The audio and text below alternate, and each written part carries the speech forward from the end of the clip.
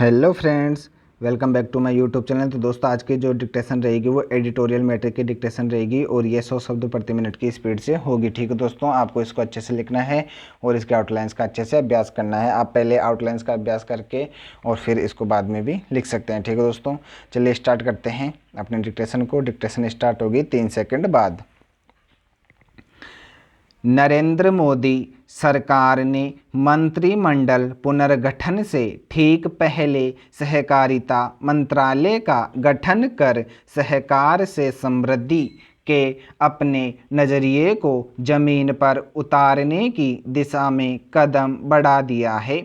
यह कदम ऐसे समय उठाया गया जब देश में किसान आंदोलन की गूंज है और ग्रामीण अर्थव्यवस्था को सुधारने की ज़रूरत लंबे समय से महसूस की जा रही है।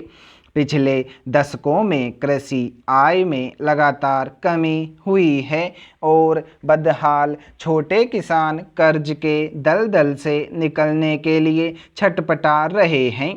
सहकारिता मंत्रालय का गठन ग्रामीण अर्थव्यवस्था को सुधारने की दिशा में मील का पत्थर साबित हो सकता है, बशर्ते वह जल्द और प्रभावी तरीके से सक्रिय हो सके।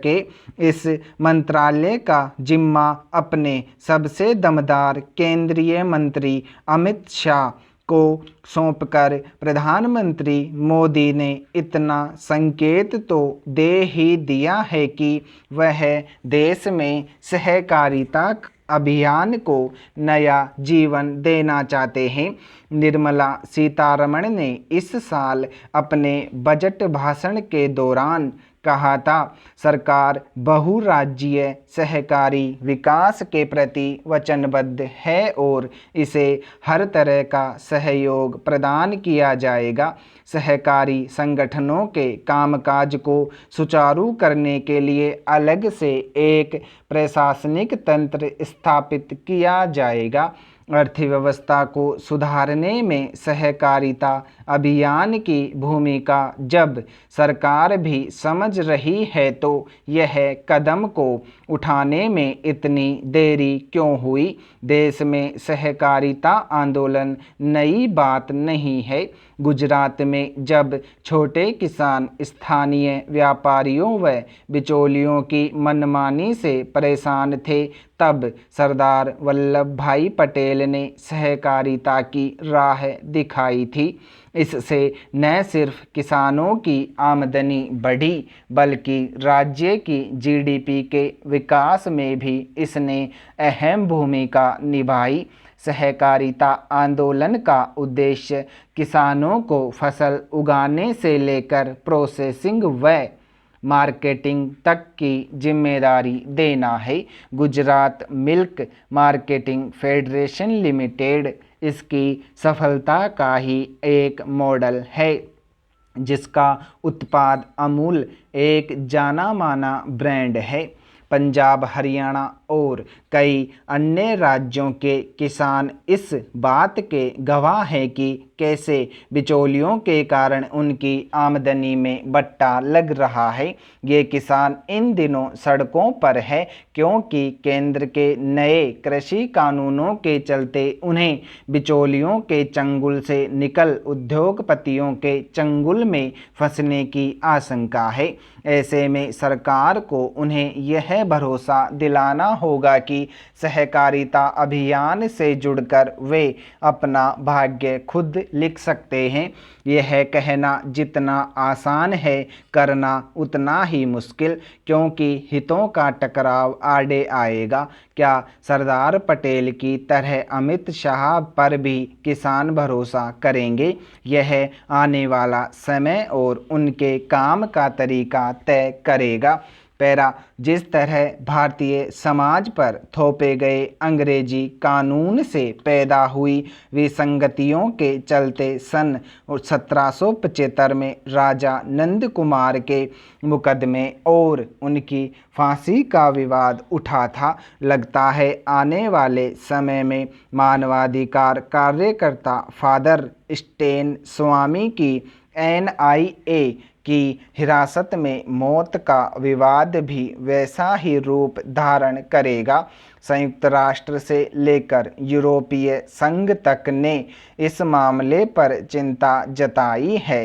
साथ ही उन कानूनों पर फिर से विचार करने की मांग की है जो बिना सुनवाई और जमानत के किसी को भी लंबे समय तक जेल में विचाराधीन कैदी के रूप में रखे जाने की छूट देते हैं। उस समय टकराव बंगाल के governor general Warren Hastings, supreme court और उनकी काउंसिल के बीच था। इस समय वह भारत के संविधान और आज़ाद भारत की सरकारों द्वारा लाए निवारक नज़रबंदी कानूनों के बीच है। फादर स्टेन स्वामी ने बम्बई हाई कोर्ट में न सिर्फ अपनी जमानत की याचिका दायर की थी बल्कि यूएपीए कानून और विशेष तौर पर उसकी धारा 43D को चुनौती दी थी। यह धारा जमानत की शर्तों को इतना कठोर बना देती है कि अदालत से जमानत मिलना आसान नहीं होता।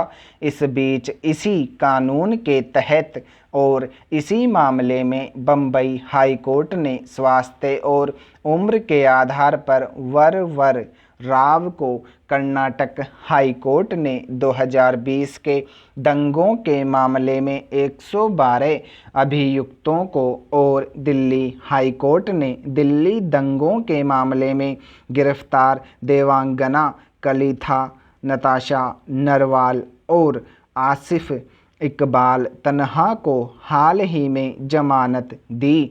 दिल्ली हाई कोर्ट ने तो यहाँ तक कहा कि विरोध के संवैधानिक अधिकार और आतंकवाद के बीच फ़र्क किया जाना चाहिए और हर विरोध को आतंकी गतिविधि मानना ठीक नहीं।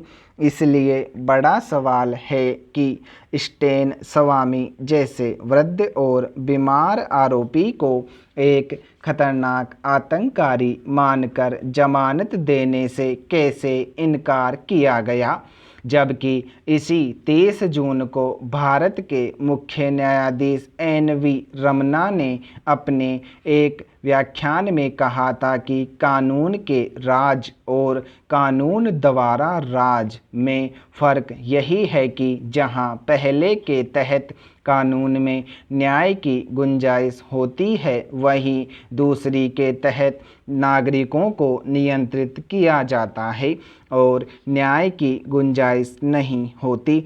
स्टेन स्वामी के मामले में 3 मुख्यमंत्रियों समेत 10 विपक्षी दलों के नेताओं ने राष्ट्रपति को पत्र लिखकर मांग की है कि उन लोगों पर कार्रवाई की जाए जिन्होंने स्टेन स्वामी पर फर्जी मुकदमे दायर किए थे।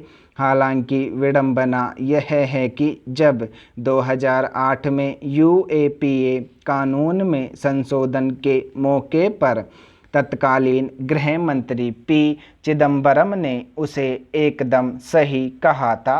क्या हम लोकतांत्रिक देश में ऐसे कानून को सही ठहरा सकते हैं जिसमें न्याय की गुंजाइश ही न हो? यह विडंबना है जो देश में नए नए रूप में पेश आ रही है। उम्मीद की जाती है कि न्यायपालिका इस पर संज्ञान लेगी और कार्यपालिका उसके निर्देशों पर अमल करेगी। ऐसी ही एक विडंबना सूचना प्रौद्योगिकी अधिनियम यानी IT एक्ट की धारा 66A के बारे में भी पेश आ रही है। सुप्रीम कोर्ट सन 2015 में ही इस धारा को श्रेया सिंघल के मामले में रद्द कर चुका है, लेकिन पुलिस है कि इस धारा के तहत अब भी मुकदमा दायर करती जा रही है। People's union for civil liberties की ओर से वरिष्ठ वकील संजय पारिख ने सुप्रीम कोर्ट में जब यह बताया कि इस धारा के तहत अब तक 1000 मामले दायर हो चुके हैं तो जज RF नरीमन ने कहा कि यह तो भयानक स्थिति है। स्टॉप।